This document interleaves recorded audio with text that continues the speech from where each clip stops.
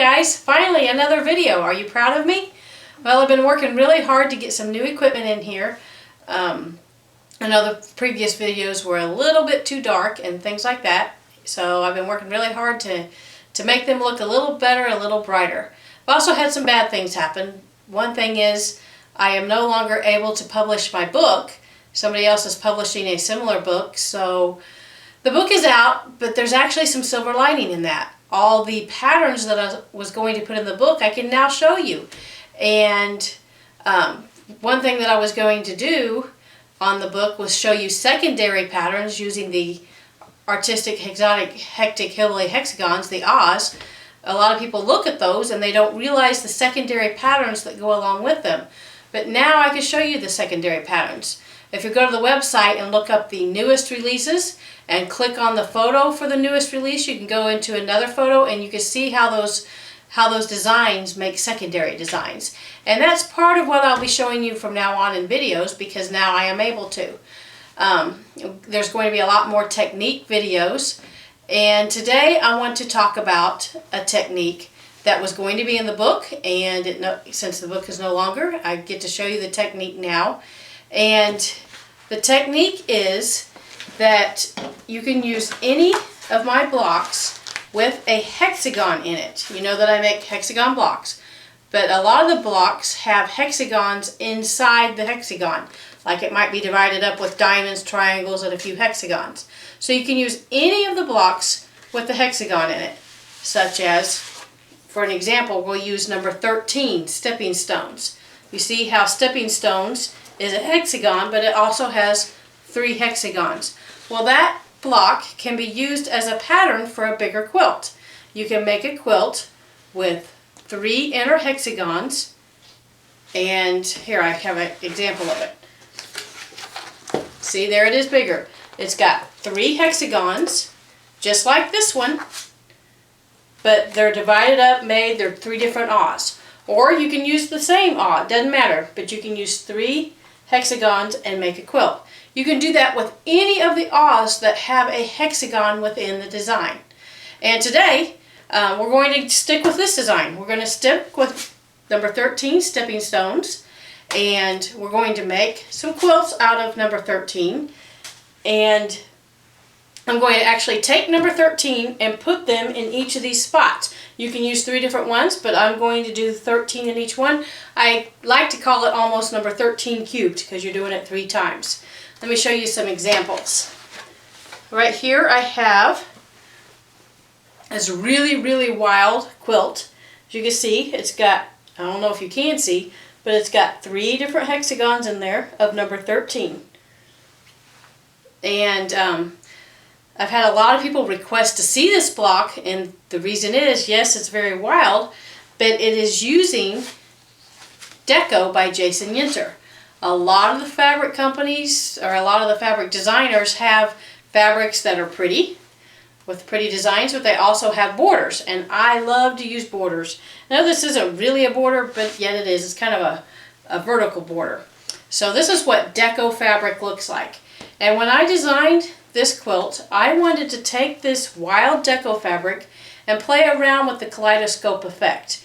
And number 13, got it on the back, number 13 is a great one to play around with kaleidoscopes because how it touches, you can play around and make them all match in the middle and see what kind of kaleidoscope you can get. So when I bought my Deco fabric, I fussy cut it up so that I could see each time I made it, I wanted a different kaleidoscope. I've got the, let's see, where's that on there? That's from right there. And I've got the circles, and I've got the funky things from down here. But there's still a lot more fussy cutting to do. So I did it in purple. And in purple, I used the green, and they look really wild.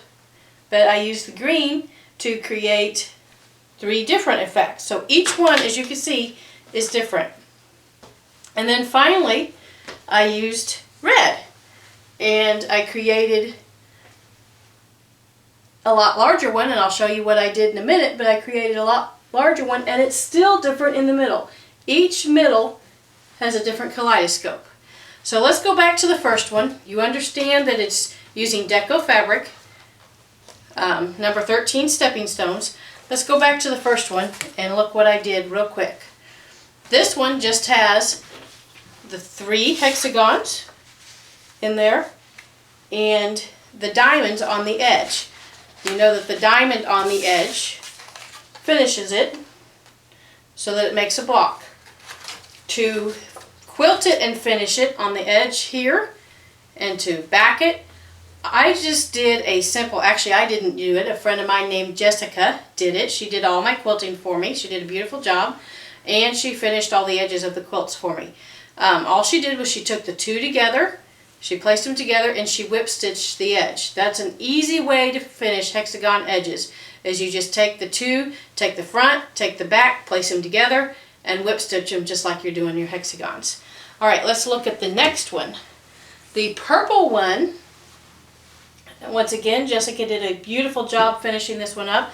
The purple one, I took some 3-inch half hexagons and I used them in the design around the edge. Now you'll see how they hang off, and I did that for a reason. I like to make things easy on myself. So when I designed it, and I can't even figure out where I lined it up, but you get the idea. When I designed it so that I could put the backing on it and just chop off a little extra. I wanted to be able to have some leeway to chop off the edge so that it was all a nice straight even edge. So that's what this one is. The border is just a simple 3-inch hexagon border. And then now this one, I got fancy. On this one, you can, the stepping stones is finished right here. So it's right in the middle of the block. I can't reach my sample, but it's right in the middle of the block. So there's quite a bit around the edge here, and let me show you what I did for that edge. I've got it drawn out here. I actually took where the hexagon is in the middle. I actually, let's pretend that's where the hexagon is, or at the edge of the hexagon there. I took it and I put 2 3-inch diamonds, one on each side of it, to create the mirror effect here. And the whole reason for using that was I wanted to create some mirror effect with a different deco fabric that I hadn't used yet.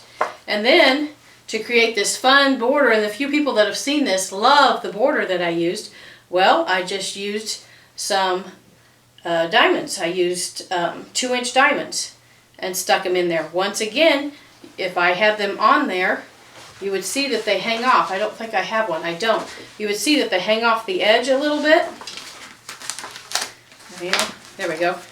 You can see that they hang off. Obviously they hang off. Well, actually I think I used 1-inch diamonds, but once again, that's so that you can slash it and also have room for your binding. This quilt is bound just like a regular quilt. Jessica did a wonderful job of quilting and binding this quilt, so it's bound just like a normal one. So that's how I did those. It's a great technique, and it's a great way to set the odds. Is go through the website, look through the different ones, look at the ones with hexagons, specifically hexagons within the design, and use that design to make a whole entire quilt. And I'll keep showing you some other techniques using that. So thanks a lot, and next time I come back, I think I'm going to show you my take-along tote. Thanks a lot.